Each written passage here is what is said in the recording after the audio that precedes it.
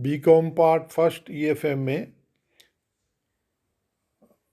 आपको हमने बताया था उदासीनता वक्र या तटस्थता वक्र या इंडिफरेंस कर्व क्या होते हैं। मैं आपको दोबारा याद दिला दूं।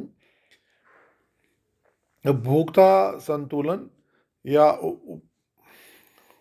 उपयोगिता जो है उसके विश्लेषण के लिए हमने दो विचारधाराएं बताई थी। एक विचारधारा थी जो कि कार्डिनल अप्रोच थी और दूसरी अप्रोच ऑर्डिनल, जिसे एक को हमने कहा गणनावाचक दृष्टिकोण और दूसरे को कहा था हमने ऑर्डिनल यानी कि क्रमवाचक दृष्टिकोण। पहले वाला जो कंसेप्ट है जिसके की गणनावाचक है उसमें ये माना जाता है कि उपयोगिता जो है उसको मापा जा सकता है इकाइयों में, कि भाई 10 रुपये के बराबर उपयोगिता प्राप्त हुई या 50 यूनिट के बराबर उपयोगिता प्राप्त हुई किसी वस्तु के उपभोग से।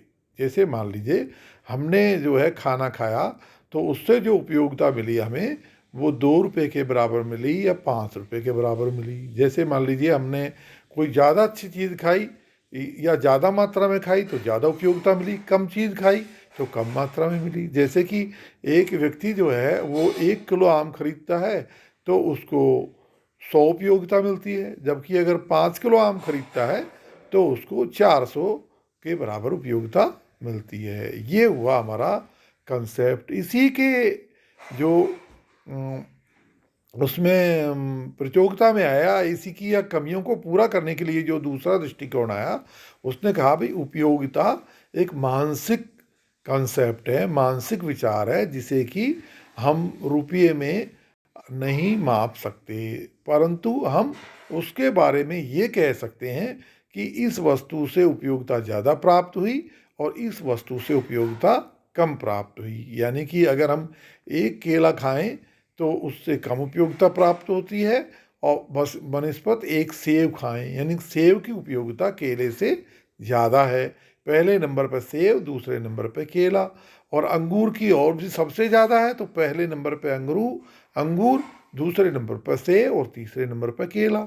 इसी तरह से अगर हम ये कहें कि एक केले से जो उपयोगिता प्राप्त होती है उसकी तुलना में 2 केले खाने से उपयोगिता ज़्यादा प्राप्त होती है, या एक छोटा जो है वो सेब खाने से कम उपयोगिता प्राप्त होती है और दूसरा बड़ा सेब खाने से ज़्यादा प्राप्त होती है। तो बड़ा सेब का क्रम पहला और छोटे सेब का क्रम दूसरा। यानी कि उपयोगिता को हम एक क्रम, जो विभिन्न वस्तुओं से जो उपयोगिता प्राप्त होती है उसको हम क्रम में माप सकते हैं। और इसी संदर्भ में मैंने आपको उदासीनता वक्र की डिफिनीसन दी थी, उसको आपको डायग्राम बना के समझाया था और उसके बाद में आपको जो है उसकी कौन कौन सी जो विशेषताएं होती है और कौन कौन से विद्वानों ने ये आपको समझाने की कोशिश की है वो सारा आपको बताया था।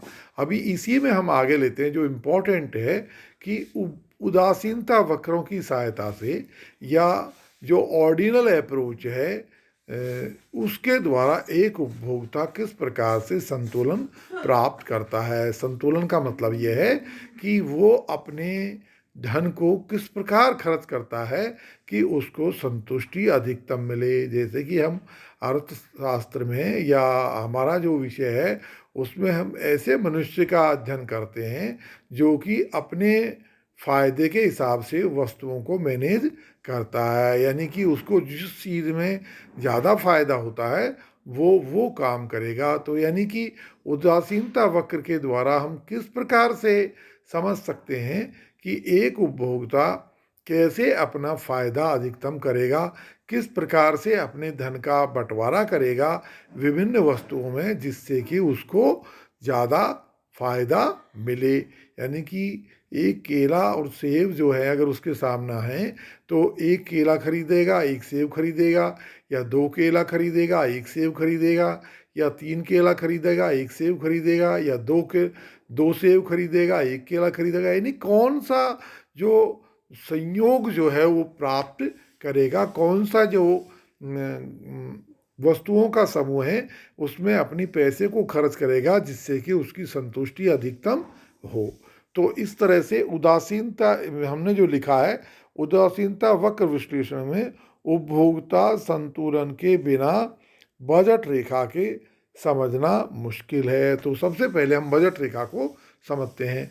तो बजट रेखा क्या होती है? यानी एक उपभोक्ता की आय को बताती है, एक उपभोक्ता की उस आय को बताती है जो कि वो खर्च करना चाहता है, वो उसकी बजट रेखा है। मान लीजिए एक उपभोक्ता को पास में को 20,000 रुपये तनख्वाह मिलती है, पर वो जो वस्तुएं हैं उन पर सिर्फ 500 रुपये खर्च करना चाहता है।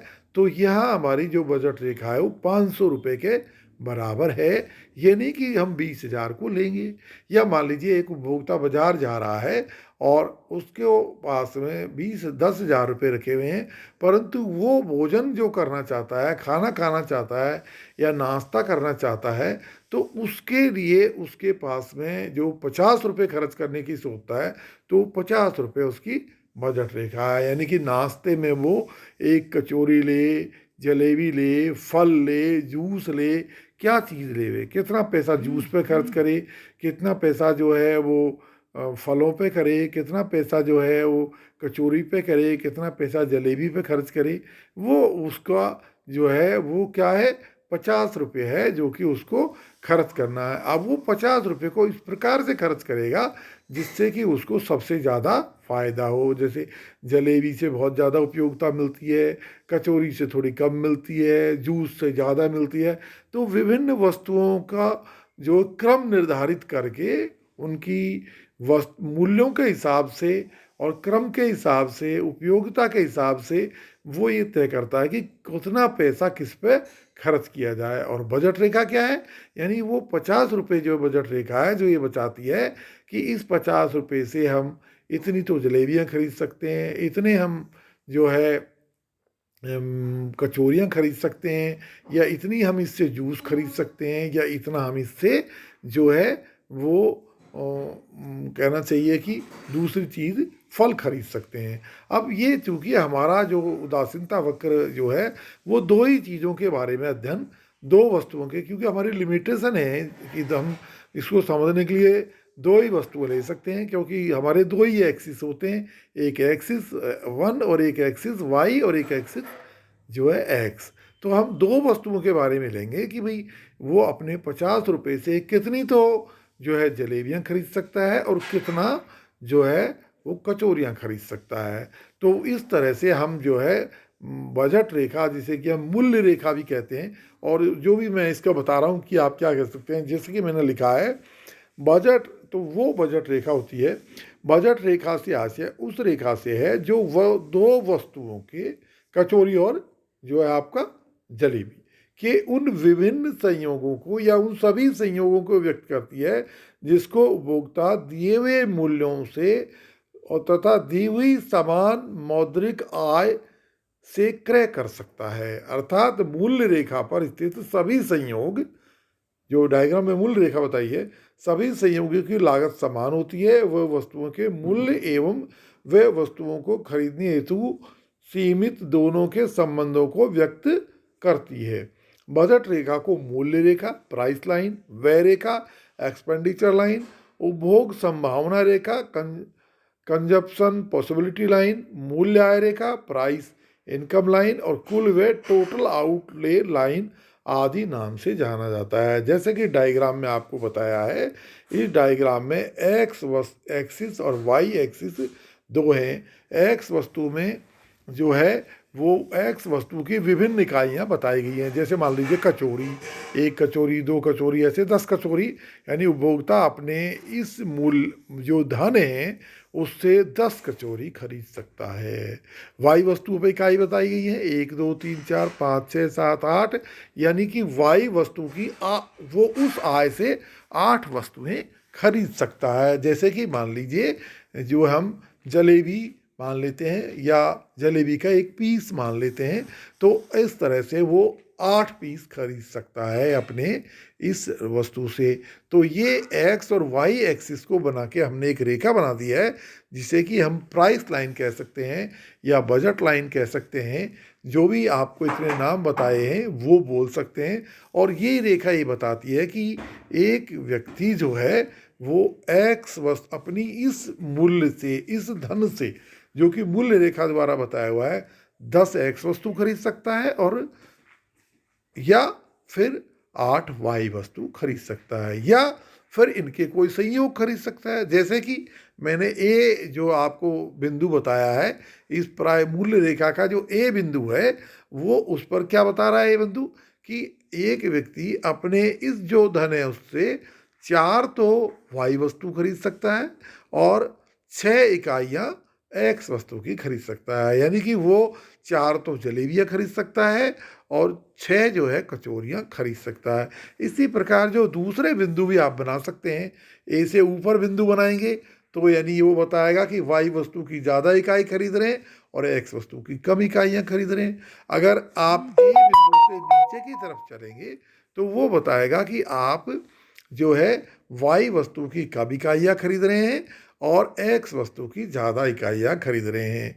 पर ख़ास मज़े की बात यह है, इसके विभिन्न बिंदु जो हैं वो क्या बताते हैं कि ये कि कौन सी वस्तु कितनी ले और कौन सी वस्तु कितनी ले, एक्स वस्तु कितनी ले, वाई वस्तु कितनी ले। और दूसरी बात, ये जो सारे जो विभिन्न प्रकार के जो संयोग हैं, ये इसको आपको पी एल जो मूल रेखा मैंने नाम दिया है, पी एल रेखा द्वारा बताए गए हैं। तो यानी कि ये जो जो संतुष्टि वाली बात नहीं है, यहाँ पर है कैपेसिटी, यानी कि ये अपने धन से एक्स वस्तु और वाई वस्तु के ये विभिन्न संयोगों को क्रय कर सकता है।